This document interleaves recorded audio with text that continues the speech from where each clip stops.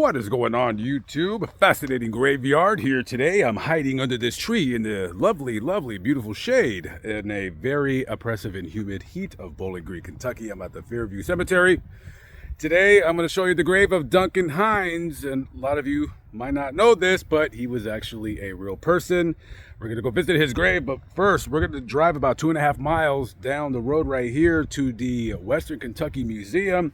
I'm going to show you a quick exhibit of products that he sold throughout his life. We're going to talk a little bit about how he came to be, and then we're going to come back here and visit his final resting place. So here we are in the Kentucky Museum. This is the Duncan Hines exhibit, and this pretty much just shows you kind of details of his life. This car right here, this is a replica of his first car that he purchased in 1919. So Duncan Hines was born March 26, 1880 here in Bowling Green, Kentucky.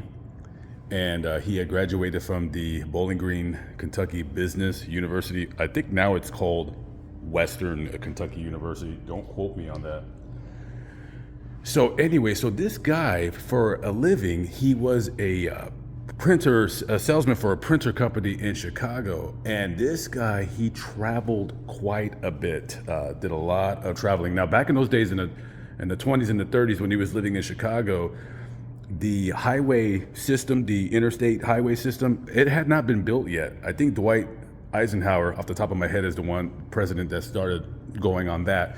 So when you were in a town that wasn't very big, you were kind of stuck with whatever was available for whatever local restaurants to eat at, right? So Duncan Hines, he would travel, to Iowa, he would travel to Nebraska, he would travel back to Missouri.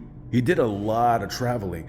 And in his travels, he would stay at hotels, he would stay at restaurants, whatever. And he would always write notes of places, and he would tell his friends, hey, this is a good restaurant, you might want to come eat here. Stay away from this dumpy hotel, there's bed bugs. Basically, that's what he did. And one of his friends was like, hey, Duncan, why don't you write considering you work for a printing company, so it'll be a little bit cheaper than if you did it, why don't you make like a little book of all of your travels and the places that you've been to, and then you can kind of give your opinion. And he says, you know what? That's a pretty good idea. So what he did was him and his wife at the time, who had sadly passed away, I believe don't quote me, she might have passed away in the 40s or the 50s or something. But she and him together, they helped write this book, and it's called Adventures in Good Eating, and basically good eating places along the highways of America. And then his books were very popular. You have Vacation Guide and A Lodging for a Night. And then you have, of course, in this display right here, you have parts of his book. Now, when he made that book and printed it, he sold it for $1, and it was an instant hit. Guys, Duncan Hines was TripAdvisor and Yelp before there was no TripAdvisor or Yelp. So his book was a hit, and oftentimes he was so popular in that book was such a hit because by the time the book is printed up, the interstate highway system is getting built, and Americans, World War II happened, it was a downtime in America, but after that, Americans had more indiscretionary income to spend, so they're doing a lot more traveling, and guess what? Every family that lives in the prototypical suburb of whatever part of the country, guess what book they're buying? They're buying that man's book right there. And instant hit. And later on, one of his friends was like, hey, yo, Dunk. I guess this guy was a little informal. He said, Dunk. And Mr. Hines said, yo, what's good? Talk to me. He said, since you're so popular, he goes, have you ever tried doing maybe food or something like that? Like, putting your name on something. So they started selling Duncan Hines bread in some bakery in New York, right? And then later on, they started selling ice cream, and it was flying off the shelves because in those days, when you heard the name Duncan Hines, you associated it with good food, a man who wrote in a very straightforward way. You couldn't, like, hotels would try to slip that guy like $100, like, hey man, can you like give me a good review in your book? And Dunk was like, yo, like, dude, you got there's roaches crawling on your face right now and you're talking to me. No, you're not. No, keep that $100. I am a man of integrity.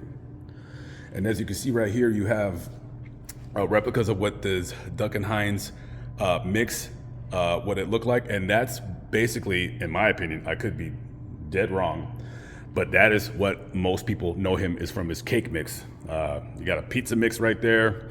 That's what I know him. That's what I remember as a kid right there, that cake mix. That commercial with the fork, like diving into that luscious, delicious, chocolatey cake.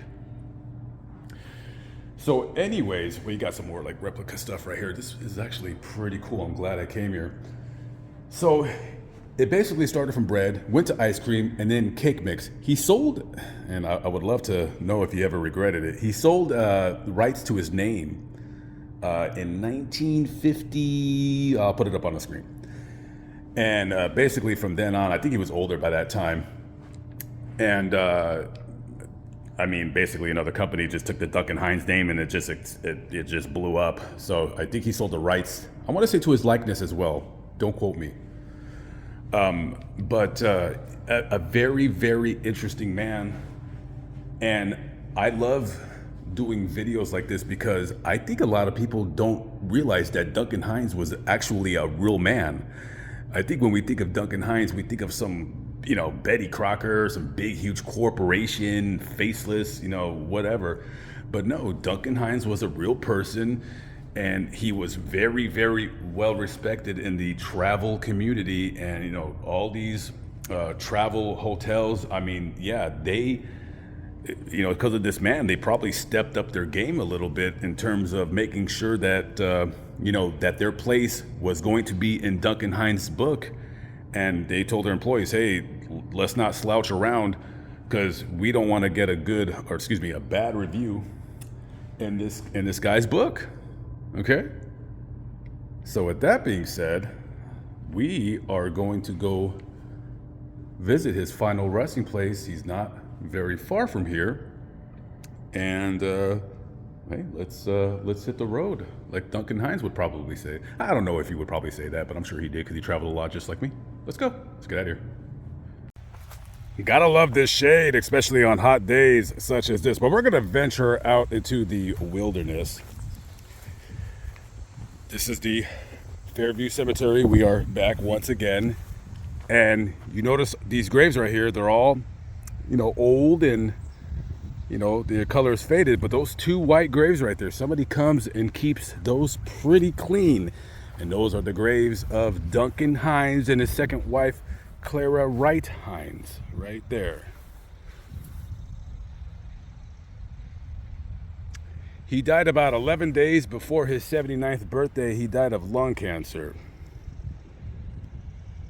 And just, a story that resonated with me because of the way he traveled, such as I do.